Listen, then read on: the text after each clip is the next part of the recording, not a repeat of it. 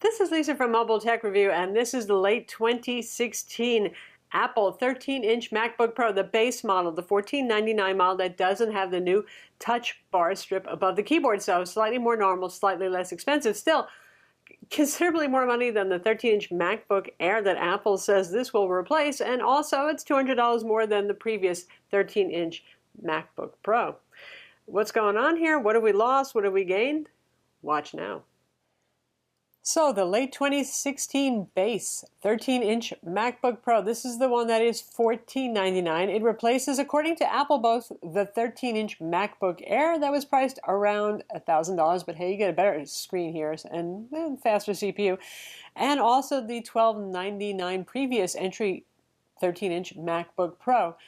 Ooh, that's getting a little tougher. So a little background here. This is Mobile Tech Review. This is Lisa. I'm the person who's unbiased and fair, and that's kind of my reputation, but I'm probably going to be a little bit more cranky than usual in this video. Why? Because I've been using Macs since, well, probably before some of you were born, like the late 1980s, really that long. And this is a little bit of a heartbreak here, what Apple's done to their so-called Pro laptops that are supposed to be for Pro users who need a lot of ports, a really good keyboard, all those sort of things. So just as a starting point there for background. And, you know, this is one of those Apple cuts everything away generations. But previously when they did that, they were, you know, they're ahead of the vanguard there. They got rid of the floppy drive first, if you're old enough to remember the floppy drive. They got rid of the optical drive, the DVD drive. That was okay. That worked out. So that the rest of the industry followed through. They got rid of the headphone jack on the iPhone. I don't know if everybody's recovered from that yet. I'm not even that mad about that. There's a dongle adapter in the box for that. And Lightning headphones do allow for higher quality, but ironically here we have a laptop whose only legacy port is the headphone jack, so it's still here, folks. We have just two Thunderbolt 3 ports, also doing USB-C. Now other laptops are moving that direction too. We've seen the HP Spectre going that way.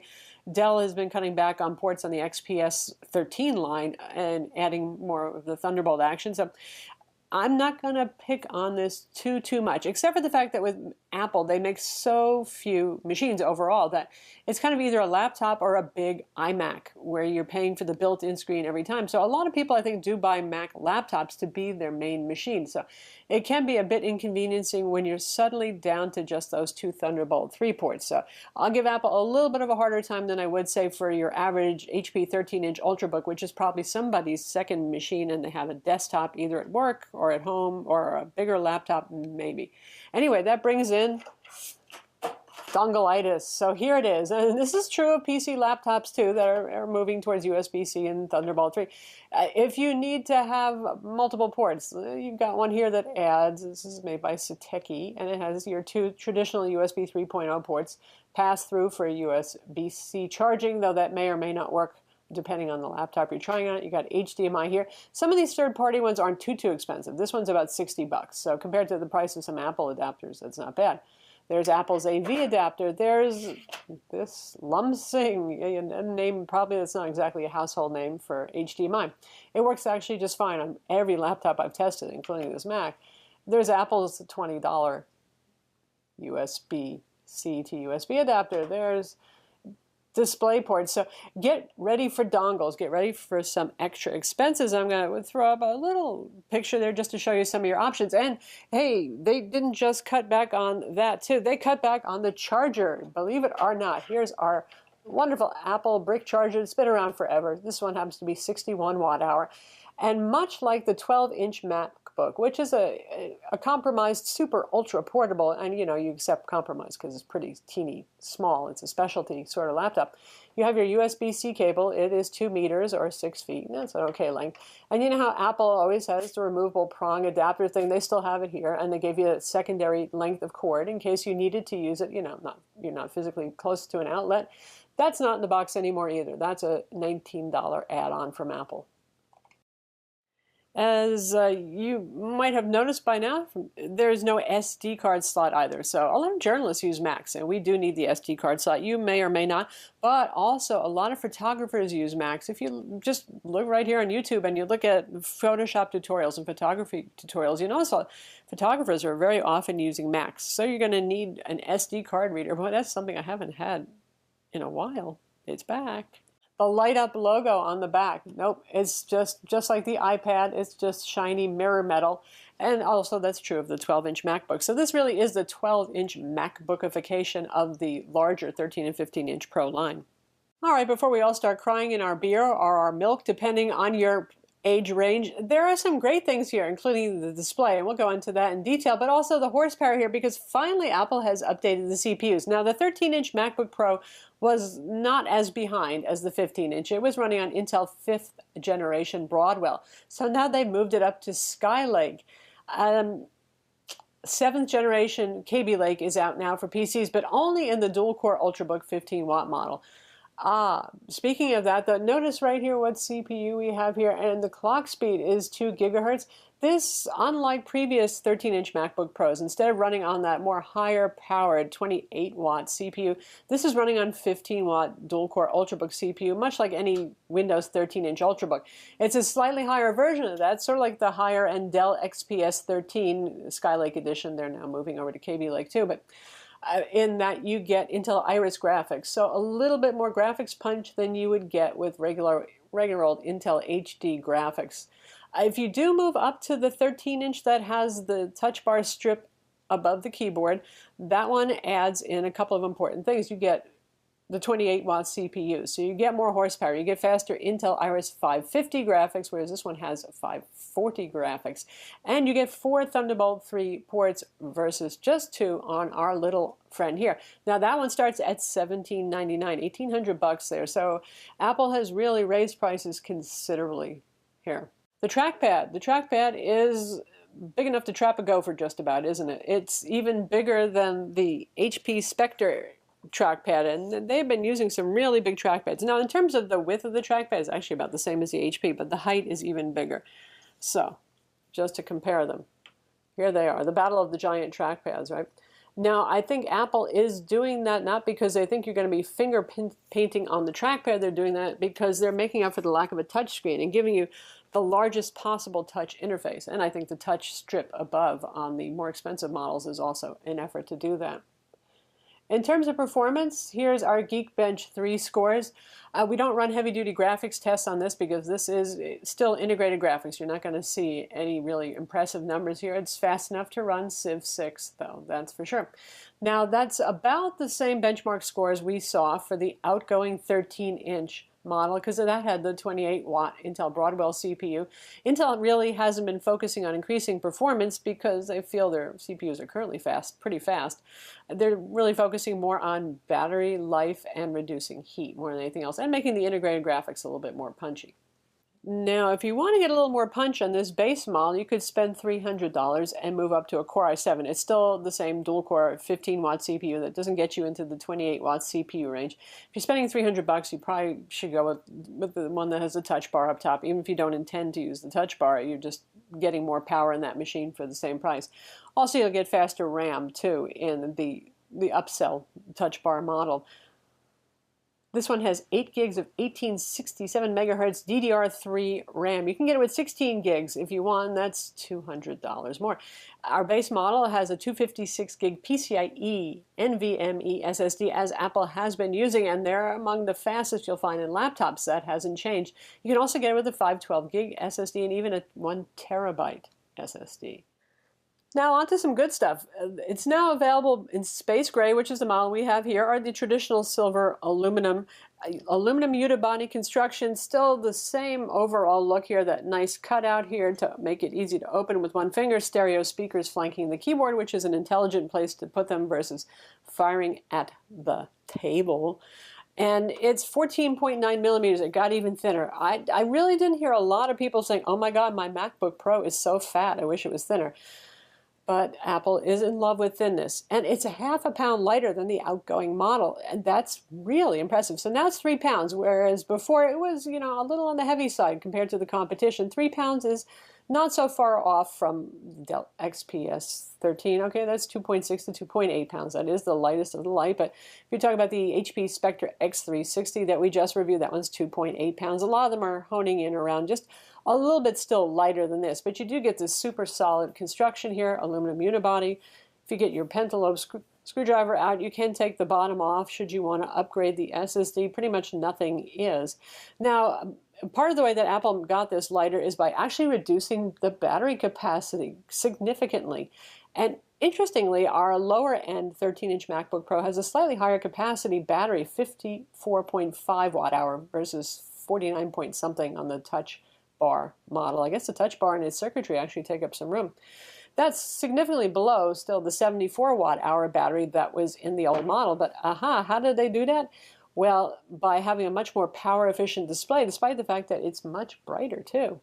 By the way, whenever you open the lid now, it's going to turn on the computer, even if it's completely shut off. Now, for folks like us, because we have to open and close it, examine it a whole lot, that makes us crazy. But normal people, usually you open your laptop because you want to use it. So you're probably going to be okay with that. Okay, now the good news, the really, really good news. This display is awesome. And I mean, I review literally more than 100 laptops a year. Look at plenty of them. I'm pretty picky because I'm a photographer. I took these photos that you're looking at right here.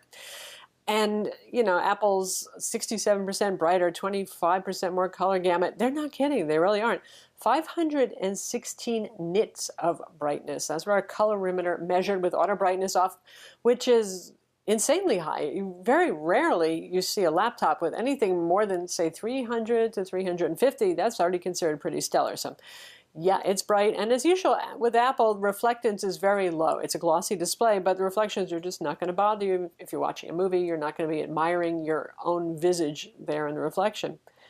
Color gamut, 91% of Adobe RGB, wowzers, very nice, and 87% of NTSC, of course, full sRGB coverage. And the nice thing is it's very natural, accurate looking color. You know, I like OLED displays, but the few that I've seen on consumer laptops so far have been a little Disney-esque in kind of pushing some colors beyond max. So this one, yeah, nice. 2.3 gamma from the factory. 2.2 is actually correct, and usually Apple gets that right, but this is a pretty high-spec display. It's probably hard to find a panel that has every characteristic perfect, even given the high price tag of this laptop. Contrast level, very impressive at 1140 to 1. That's because even at max brightness, and that's an extremely high max brightness, black levels are 0.45. That's very good. And of course, black levels go down as you drop the brightness, because doubtless you probably don't want to use this at 500 nits plus of brightness unless you're outdoors. Hardware white point, 7200 degrees Kelvin. As too high, it's above the ideal 65 to 6600 degrees Kelvin, but many laptops are high. In fact, if not higher than that, and with calibration, it calibrates to be very good, spot on, so okay with that. Really, really, really, really nice display. It's my favorite thing about this. Okay, keyboard, onto the, once again, not so jolly part of this. At least for you, content creation involves a lot of typing, a lot of written words. For me, it does. For you, if you're more of a photographer, this probably doesn't matter so much. But yeah, this is my actual personal 15-inch MacBook Pro. Obviously not the one with the touch strip. That's going to be out in a couple of weeks, and we will be reviewing that too. And you can see the key height on this. Normal keys, very nice to type on, all that good stuff. And over here we have the little 12-inch MacBook with the butterfly keys, the one that started it all for Apple, with the domed switches under here. And you probably can't hear any clicking because these keys, you can feel a little bit of a click, but really nothing much happening here. So-called second generation butterfly keyboard here, same amount of key travel, or lack of key travel, 0.5 millimeters, but it feels a little more clicky. You can actually hear a click. And that does help. It does help with the typing experience. I've never been able to type on the 12-inch MacBook really reliably at all. This one, I don't enjoy the feeling of it. I make more mistakes, but it is more usable. If you're a writer, though, you're probably just never going to really love this keyboard. It's just, you know, odd. It just doesn't feel like a normal keyboard, and there's almost no tactile feedback in terms of keystroke, that sort of thing. A little bit more click. That is what it is. So once again, this comes with a 61 watt-hour charger. Let's hear for round numbers there. And USB-C/Thunderbolt 3 style connector. You can plug this into either of the two Thunderbolt 3 ports. It doesn't matter which, but obviously it's going to use up one of those. So, when you only have two, you're a bit more port constrained. And again, it kind of, I think Apple's really trying to lean you toward the $1799 model with the touch bar up top. They claim 10 hours on a charge. So this isn't the Energizer Bunny that was the MacBook Air where people were going up to like 14 hours, but that's still pretty darn good in the world of laptops as they be right now, i.e. Windows laptops too. We're still testing battery life. We've had this in-house for a couple of days now, and so far, Apple is usually accurate with their claims, and they have been here too. Running this at about 150 nits brightness and doing productivity and streaming video, it's running for about 10 hours or so. And back to the good things again. Boy, this is just sort of like manic depression, isn't it? I'm really happy with how Apple smallified this. It has a smaller footprint than the 13-inch MacBook Air, and that really does make a difference for portability. And, PC manufacturers are doing that as well, too. This is the HP Spectre X360 underneath it, which is a 13.3-inch Windows Skylake Ultrabook.